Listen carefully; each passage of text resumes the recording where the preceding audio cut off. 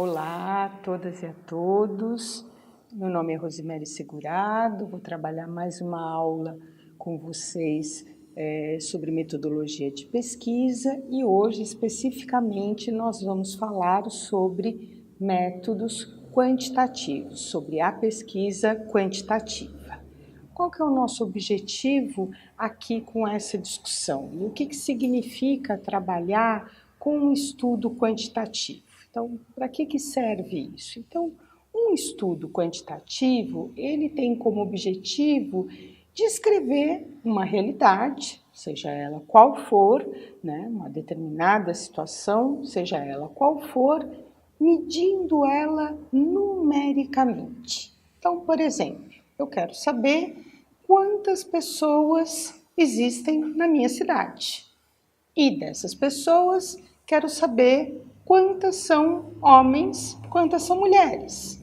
Dos homens, quantos homens têm entre 20 e 24 anos? E assim sucessivamente. O que eu estou falando aqui? Eu estou falando de números. Estou falando de pessoas, mas estou organizando essas pessoas, distribuindo essa população a partir de números. Então, a pesquisa quantitativa, ela se dedica a fazer esse tipo de trabalho.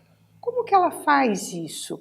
Como que nós chegamos nesse tipo de resposta, né? Então, as respostas desse tipo de pesquisa, elas vão ser obtidas por meio de questionários, que nós chamamos de questionários estruturados. O que significa isso? Nós vamos ter perguntas que são claras, que são objetivas. Por quê? Para que eu tenha uma uniformidade das respostas, para que aquele meu entrevistado tenha um entendimento muito claro do que eu estou perguntando. Por exemplo, eu bato numa casa e pergunto: quantas pessoas moram nessa casa?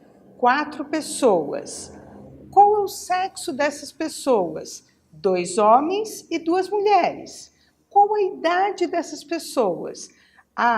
Um dos homens tem 42 anos, o outro tem 20 anos. Uma das mulheres tem 40 anos, a outra mulher tem 18 anos. Ou seja, a pergunta é clara suficientemente para que a resposta também seja clara, ou seja, uma pergunta estruturada e a resposta, não posso dizer mais ou menos, né? Então, a resposta será objetiva, a resposta será clara. O que significa isso? Esse método é um método de coleta de informações que é um método estruturado. Então, por exemplo, uma das pesquisas talvez mais conhecidas de todos nós, que ouvimos sempre falar, embora ela não seja feita sempre, é o censo demográfico, que é feito a cada 10 anos em todos os países, né? No nosso país também. O censo faz isso, vai em todas as casas do país e faz perguntas desse tipo para as pessoas, né? Quantas pessoas moram, como que é a casa, etc, etc. Então, nós dizemos que o censo é um tipo de pesquisa, ou que é uma pesquisa quantitativa, como por exemplo o censo, ela é uma pesquisa conclusiva, ela é baseada num processo formal de pesquisa. Eu quero saber uma questão muito concreta. Eu não quero saber a opinião das pessoas sobre um determinado assunto. Isso nós trabalharíamos num outro tipo de pesquisa que não essa que nós vamos falar hoje aqui. Que formas que nós temos de fazer esse tipo de pesquisa? Nós podemos trabalhar com uma pesquisa como o censo, que tem que ser feita em todos os domicílios do país. Então, eu sei o tamanho da população do país porque eu passo por todos os domicílios perguntando, né? Esse é um tipo de pesquisa. Mas a gente também, para outros tipos de dados que não os populacionais, eu posso ter um tipo de levantamento que nós chamamos de pesquisa amostral. O que significa isso, né? Significa que, por meio de vários procedimentos estatísticos, que nós não precisamos trabalhar isso agora, né? Mas precisamos saber que eles existem, né? Que eu pego uma parcela da população, eu não preciso perguntar para todos, mas pego uma parcela de homens, uma parcela de mulheres, entre os homens de várias faixas etárias, entre as mulheres também, de níveis de escolaridade diferente, de faixas de renda diferente, e vou fazer uma pergunta para eles. Então, por exemplo, quando a gente vai querer obter alguma informação num período eleitoral, né? Então, às vezes a gente vê resultados, divulgação de resultados de pesquisa. Essa pesquisa foi realizada em 15 capitais, com número de 2.000 pessoas. Então, muitas vezes a gente desconfia, puxa vida, será que 2.000 pessoas é uma amostra confiável que expresse a opinião das pessoas? E o que nós vamos ver? Estatisticamente, né, nós temos sim uma margem de confiança importante para dizer, estatisticamente, este método, né, amostral, ele é representativo deste todo da população. Ele é representativo desta realidade que eu quero trabalhar. Então, é bem interessante se a gente fala, nós generalizamos essa amostra para o todo da população, né? Então, por isso que eu não preciso perguntar para todo mundo, né, diferente da pesquisa populacional, isso sim, porque eu preciso saber quantas pessoas eu tenho no país, para uma série de informações. E para nós, no nosso curso, por que isso é importante? Né? É importante porque se eu vou desenvolver uma política pública de saúde, de educação, é importante eu saber o tamanho da minha população, as necessidades dela. Uma pesquisa de opinião tem outro caráter, outra natureza. Então, não necessariamente eu preciso perguntar para todo mundo, né? Quando eu quero saber apenas opinião sobre qualquer aspecto da realidade. Eu citei aqui uma questão eleitoral, mas poderíamos falar sobre qualquer outro assunto. Este também é um procedimento quantitativo que nós usamos nas nossas pesquisas, né? Para nós falarmos quais seriam, né, as principais características de uma pesquisa quantitativa. Então, eu já falei da amostragem, é uma. Eu pego um número de pessoas, né, para representar isso que nós chamamos universo. Então, o meu universo é a população brasileira. A minha amostra é um número, vamos supor, 2.000 pessoas, né, expressão dessa população.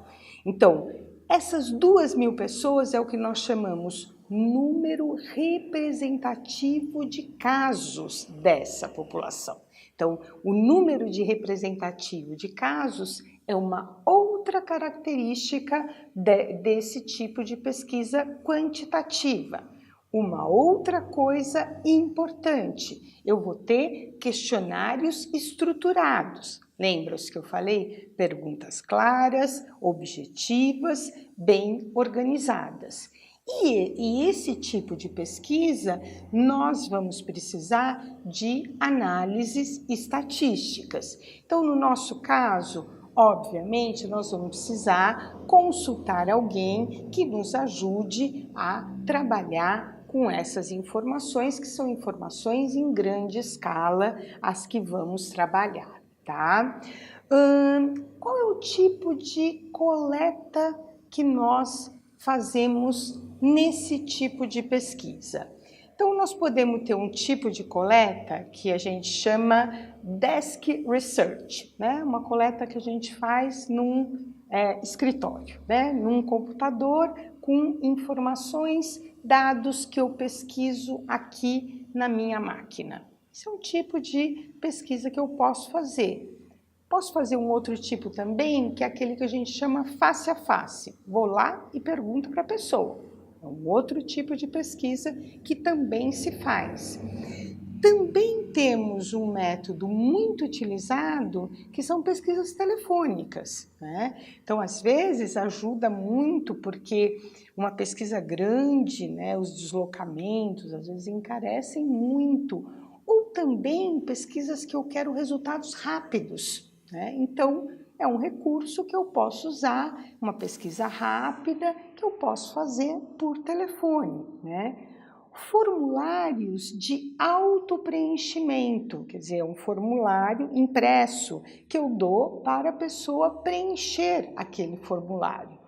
Ou também um recurso que vem sendo bastante utilizado nos últimos tempos, que a gente tem, né, todo esse cenário, né, de mídias digitais, de internet, que nós encaminhamos para as pessoas formulários de autopreenchimento online. Então, por exemplo, às vezes a gente contata pessoas para uma determinada pesquisa, vemos se ela tem disponibilidade para responder, né, nos conceder essas informações. Se ela aceita, encaminhamos o formulário, damos um prazo, estabelecemos um prazo para que ela retorne esse formulário com essas informações. Isso também é uma coisa importante, né, que nós podemos utilizar como recurso para algum tipo de pesquisa que vamos fazer, tá? Agora eu gostaria de falar de algumas vantagens que a gente tem com a pesquisa quantitativa, né? Então, uma primeira vantagem que a gente fala é um tipo de pesquisa que ela nos dá uma análise conclusiva, né? O que significa isso, né? Como eu vou ter perguntas, né, mais estruturadas, com respostas fechadas, né, eu não vou ter margem para interpretação, como eu posso ter, por exemplo, numa pesquisa qualitativa, que me dá um trabalho maior para compreender aquela informação dada pelo meu informante. Aqui não, aqui como as respostas são mais objetivas, a minha análise também será mais conclusiva. Então, essa é uma grande vantagem desse tipo de pesquisa.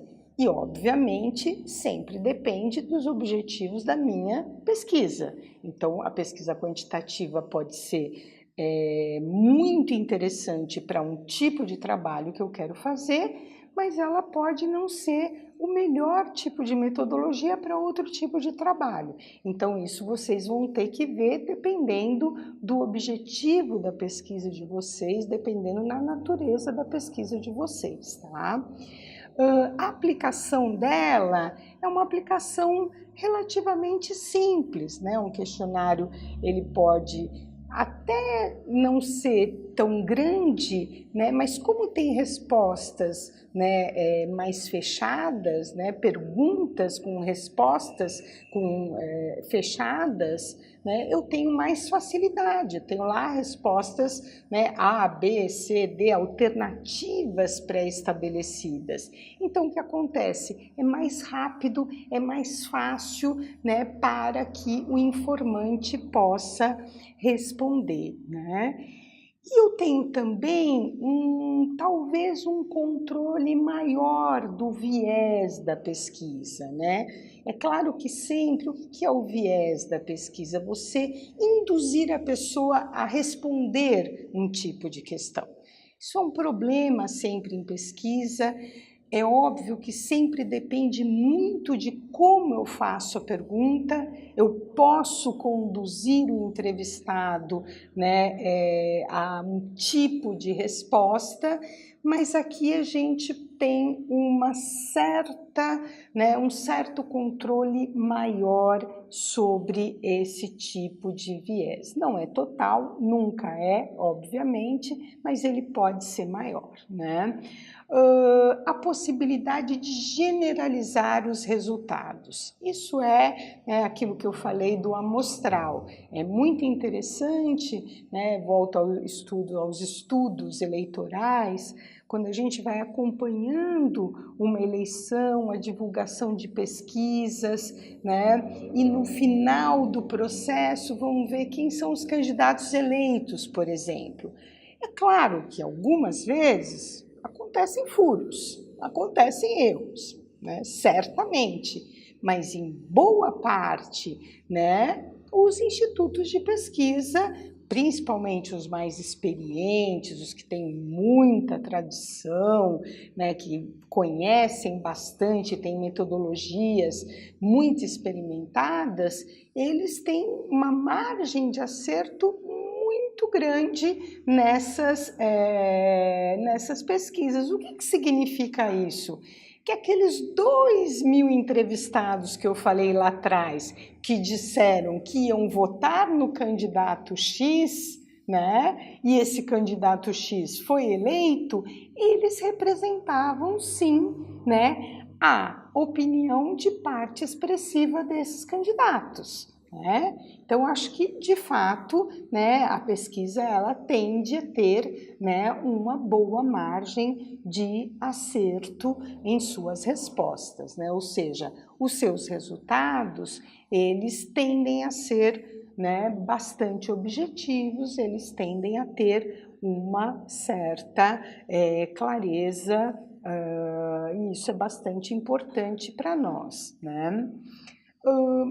Mas, sempre tem um mas, não é só de vantagens que a pesquisa quantitativa tem, Então, o que acontece? Ela vai ter uma simplicidade muito grande nos comentários, tendo em vista que boa parte do questionário conta com perguntas, com alternativas fechadas? Isso, então, restringe um pouco a eu ter uma amplitude maior daquilo que eu quero conhecer, por exemplo, do eleitorado, seguindo esse exemplo. Então, eu fico com uma opinião muito limitada, sobre isso que eu quero saber. Essa é uma limitação.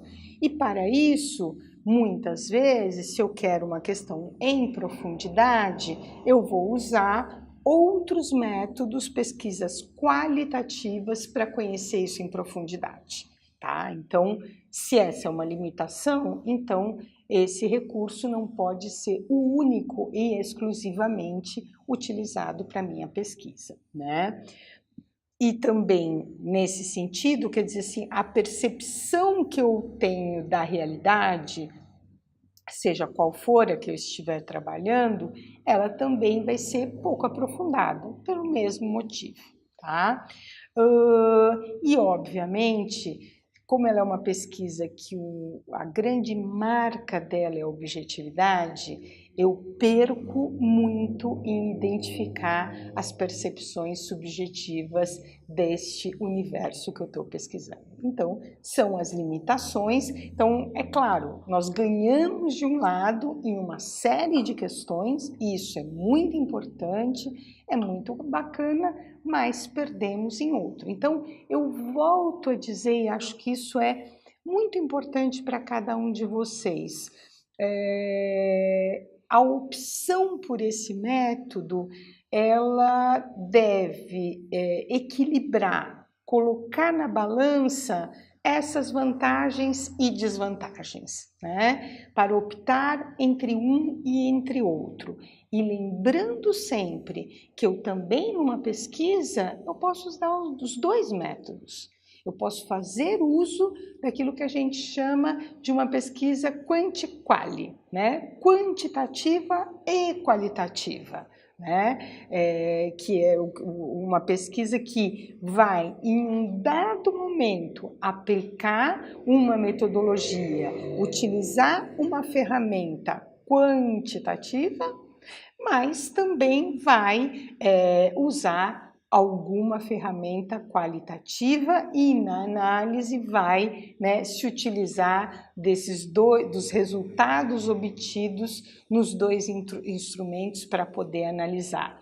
Então, quer dizer assim, muitas vezes o pesquisador fala assim, puxa vida, só com o quantitativo eu não consigo interpretar, né, o que eu quero interpretar da realidade. Ou só com o qualitativo eu não consigo dar conta do que eu estou me propondo a fazer. Então pode optar também pelos dois, não necessariamente é um ou outro método, pode ser um e outro. E aí vai depender, obviamente, da questão de pesquisa de vocês, tá? Bom, então, quais seriam os principais objetivos que me fariam decidir por utilizar um método quantitativo? Né? O que ele me traz, o que eu ganho, o que a minha pesquisa ganha com ele? Né? Então, eu obtenho métodos quantitativos que vão me permitir análises estatísticas, né? Então, quando eu quero trabalhar com grandes escalas de informação, isso é importante, né? Então, quero trabalhar com a população de um município, então, e trabalhar com um número significativo de pessoas, então isso é importante. Eu quero trabalhar com estimativas ou com projeções, isso é bem interessante também nós pensarmos. Eu gosto sempre de pensar, por exemplo, pesquisas demográficas, eu acho que é um exemplo bem bacana para a gente pensar, né, em projeções, né? Nós temos aí alguns dos institutos que fazem essas projeções da população para os próximos 10, 20, 30 anos, né? E são vários cálculos e dados estatísticos que entram nessas abordagens e são muito interessantes, porque, por exemplo, por que é importante para nós sabermos como será a nossa população daqui a 20 anos? Isso é muito importante. Claro que isso não é uma estimativa, é uma projeção, não significa que isso será assim, e isso é feito com base em uma dinâmica do crescimento, né, nos últimos 10, 20, 30 anos, tem vários procedimentos de pesquisa que entram aí, evidentemente, mas é importante para eu pensar, se eu vou ter uma população mais velha, eu preciso de um tipo de sistema de saúde, né? Se eu vou ter uma população mais jovem, um outro tipo, né? Que tipo de sistema de educação eu vou ter, né? Então, quer dizer, são várias coisas que para o gestor público faz muita diferença, né? Então, esse dado, esse tipo de informação me ajudaria a trabalhar com isso, me ajuda a trabalhar com comparações em relação a outros municípios, a outros estados, a outros países e comparações também do mesmo município em relação a um período anterior. Então, por exemplo, um dado como, por exemplo, se o meu município conseguiu diminuir mortalidade infantil, um dado que é sempre muito triste para todos nós. O que eu vou fazer? Eu vou pegar um dado estatístico, né? E vou ver nos últimos 10 anos, né, algum programa desenvolvido no meu município e eu consigo perceber. E isso é muito interessante. Essa ação que eu fiz me ajudou a entender, né? Me ajudou a modificar aquela realidade.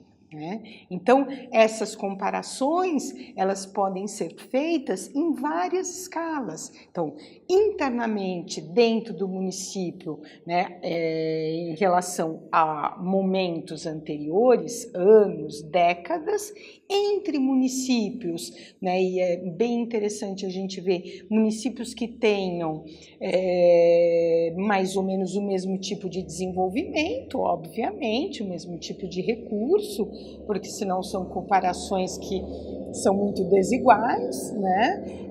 E em outras tantas escalas. Então, é muito interessante a pesquisa quantitativa neste sentido, né?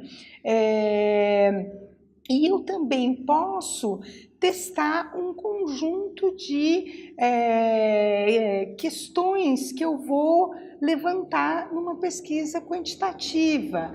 Eu posso ver, por exemplo, né, se aquela ação que eu fiz, se ela funcionou ou não, como que eu transformo aquilo que eu mesma intervi dentro daquela realidade. E posso ver isso ao longo do tempo. Então, é um instrumento de medida para o gestor também muito importante. Tá? Que mais que nós podemos aqui ver? Aplicações deste tipo de pesquisa. Então, falamos aqui pesquisa eleitoral, que eu já falei, né? E é interessantíssimo porque nós no Brasil, como temos eleições municipais a cada 2 anos e estaduais e nacionais, né, a cada 2 anos, então nós temos muita experiência em pesquisas eleitorais no nosso país, tanto em metodologias quantitativas quanto em metodologias qualitativas. Tá? E são estudos muito interessantes para a gente conhecer o clima, o ambiente eleitoral, né, o humor do eleitor, analisar a estratégia de campanha. É bem interessante quando o governante vai para a reeleição, saber se a população está satisfeita com o seu governo, né? Na verdade, é uma avaliação, inclusive, tem muitos usos que a pesquisa eleitoral pode fazer, né? Avaliação de governo, que eu acho que é também uma coisa muito interessante que nós deveríamos, né? Se não fazemos, deveríamos fazer mais. E é importante ouvir, muitas vezes, que a população pode não estar satisfeita, né? E pode ser importante ouvir isso, pode ser não muito bom, mas a gente ouvir isso como uma forma de mudar a nossa ação e tentar adequar as nossas políticas. Muitas vezes a população pode, né, ou não saber o que está sendo feito. Nós podemos estar não comunicando adequadamente as nossas ações. Então, às vezes, a avaliação não é porque a política não está adequada, é porque a política não está sendo divulgada. E eu só vou saber disso quando eu fiz uma pesquisa e a população disse: o governo não está fazendo nada para a saúde. E aí o prefeito fala assim: puxa, mas eu inaugurei postos de saúde, eu fiz campanhas disso, daquilo outro. Eu falo assim: bom, mas as pessoas não estão sabendo. Então, percebem? Quer dizer assim, na avaliação isso aparece. Então, essa é uma coisa interessante de nós estarmos mensurando para ver como que nós vamos, por exemplo, melhorar a comunicação com, né, a nossa base, né, com os usuários de um determinado sistema, os munícipes, né, com a população de uma maneira geral, né? Pesquisa de comportamento de consumidor, né? E aí eu acho que é importante, porque são pesquisas, o mercado faz muito isso, trabalha muito com essas pesquisas, porque elas são fundamentais né, para a venda das suas mercadorias. E isso também é muito feito, é uma aplicação muito feita, não por nós necessariamente, mas são usos que a gente faz da pesquisa quantitativa também. Tá? Os tipos de amostras que nós podemos fazer nas nossas pesquisas quantitativas. Nós podemos fazer o que nós chamamos de uma amostra probabilística. O que significa isso? Todos os indivíduos da população têm uma chance igual de serem sorteados para aquela pesquisa, tá? Então, por exemplo, né, se nós pegarmos, né, a população de um município do Maranhão para responder uma pesquisa, né? Então, qualquer pessoa nessa amostra probabilística pode estar dentro desse sorteio, independente se é homem, se é mulher, a faixa etária, etc. Não tem problema. Na amostra não probabilística, o que nós vamos ter? Os indivíduos são selecionados, né, intencionalmente por algum estabelecimento de cotas que eu vou ter. Eu quero ter, né, algumas que são, né, de um segmento X, de um segmento Y, para poder ter algum tipo de representatividade que eu quero garantir nessa pesquisa, tá? Então, isso também é importante para a gente estabelecer os tipos de amostra aqui.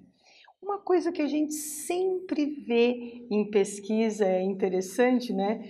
Talvez depois vocês vão prestar atenção depois dessa aula, aquela coisa quando divulgam lá na televisão, aparece no jornal, né? A pesquisa, tantos entrevistados, a margem de erro, é tudo isso que eu estou falando aqui. O que eles estão falando? A metodologia da pesquisa.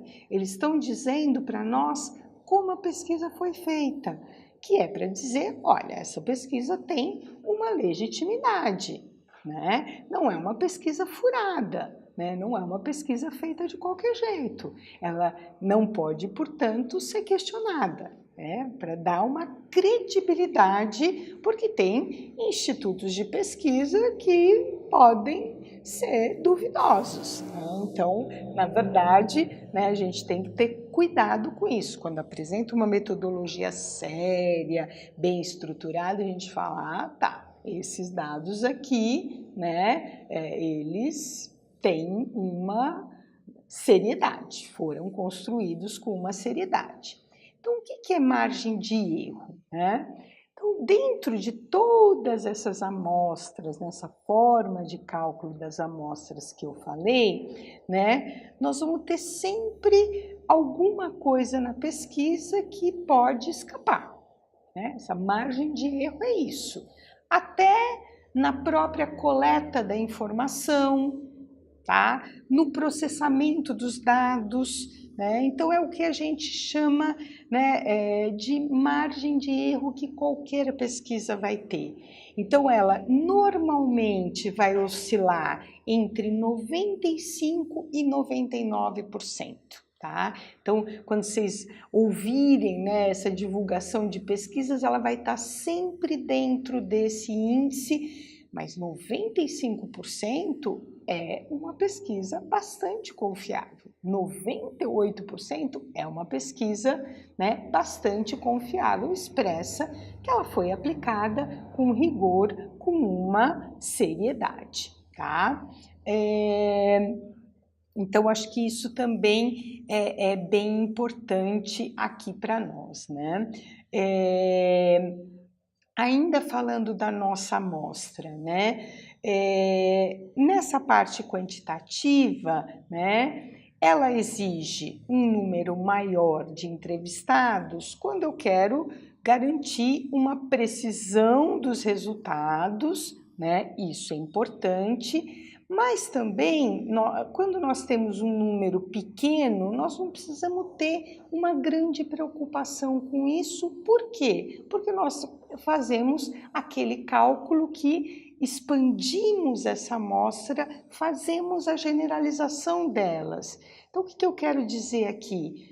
O número maior de entrevistados, ele não é a condição absoluta para que eu tenha a confiança nessa amostra, tá? Então, a amostra, se ela é bem estabelecida, se ela, previamente é bem calculada, e aí tem esses procedimentos que eu falei, esses cálculos estatísticos, ela é confiável sim, tá?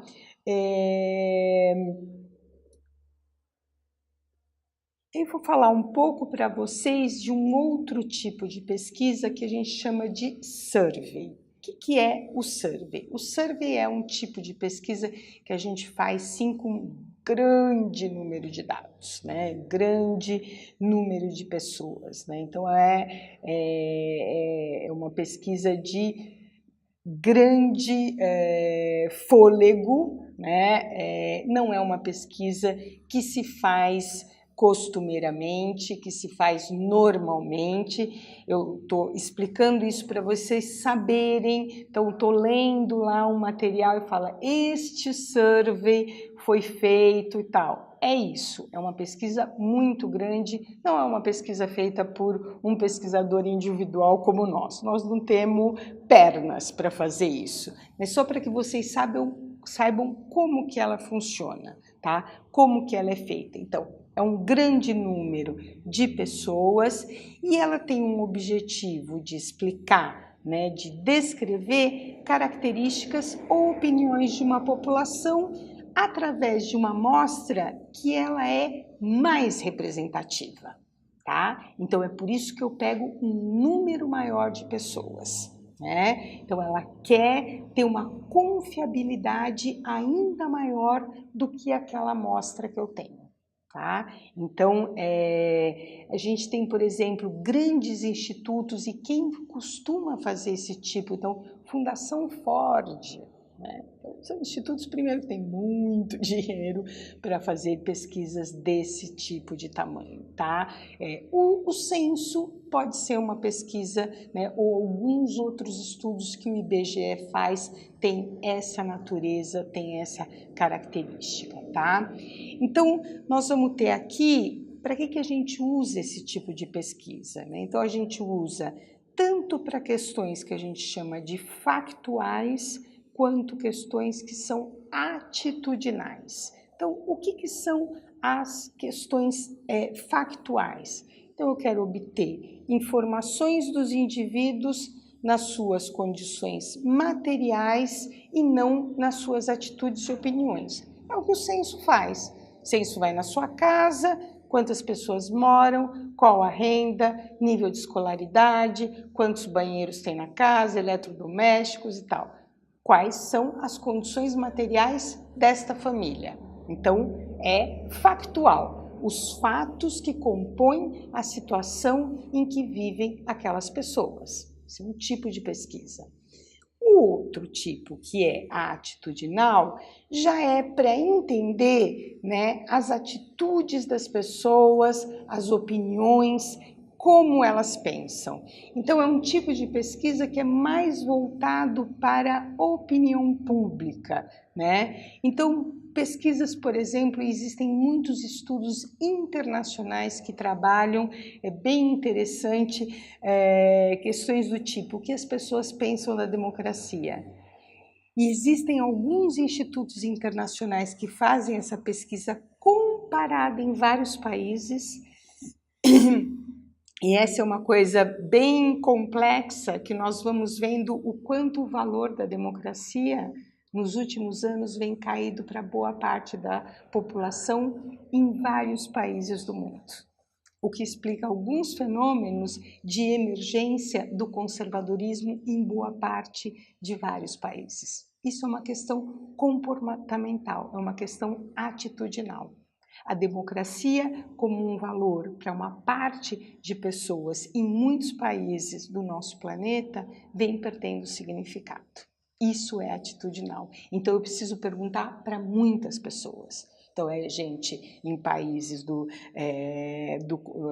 continente americano, etc, etc, europeu, papapá, papapá. E aí eu vou fazendo e vendo, né, e cruzando essas informações. Vocês acham esses estudos pela internet, vêm e tem alguns dados que são um pouco preocupantes para quem tem a democracia como um valor, assim como nós. Então, é por isso que eu quero ver de muitas pessoas esse tipo de opinião, esse tipo de percepção, tá?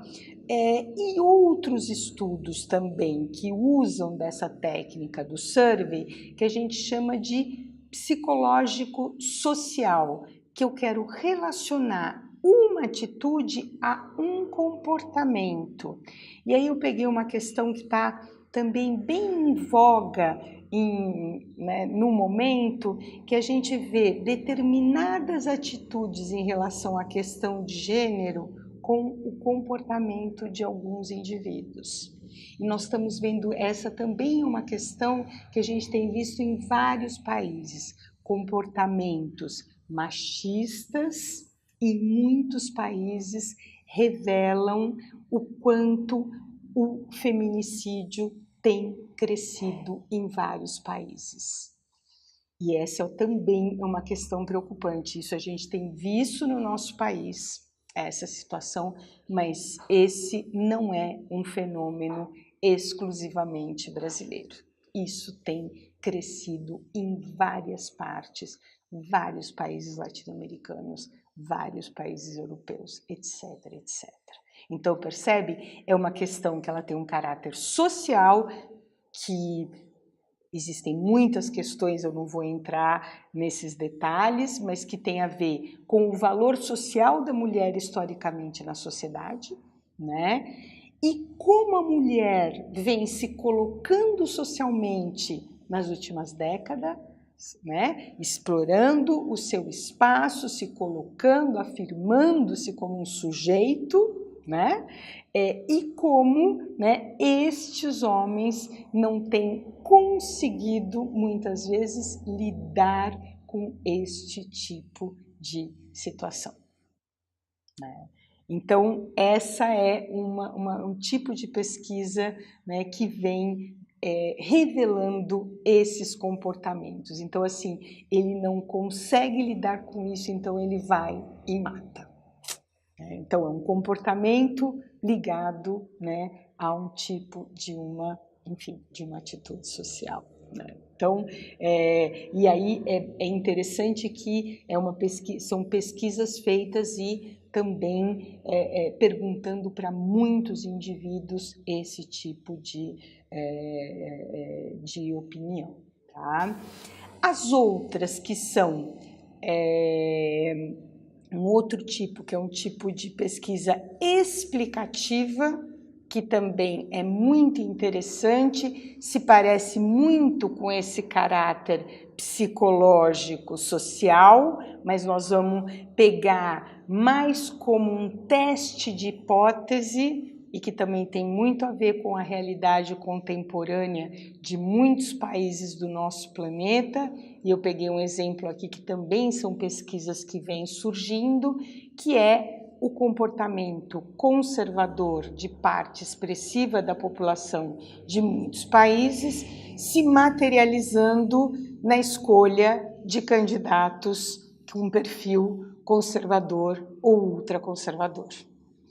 Então, são pesquisas que também vêm aparecendo, né? Não é um fenômeno somente do nosso país, é um fenômeno que vem aparecendo na eleição, efetivamente, de candidatos com esse perfil conservador ou ultraconservador, ou se não na eleição, no aparecimento de candidaturas com esse perfil que não existiam em muitos países, né? E o que já acende, poderíamos dizer, um farol, né, amarelo, por assim dizer, amarelo piscante, que é uma tendência que vai, né, se configurando. tá? Então, só para vocês verem, eu volto a dizer, não é um tipo de pesquisa para nós pensarmos em realizar, mas são estudos que nós podemos consultar para nossos trabalhos, para as nossas pesquisas, né? Então, para a gente entender o que cada tipo de estudo traz de informação, né? E como que nós podemos tratar essas informações, inserir, incorporar essas informações nos nossos trabalhos, nas nossas pesquisas. Então, por hoje era isso, né? Espero que tenham aproveitado aqui as orientações da nossa aula. É isso, muito obrigada.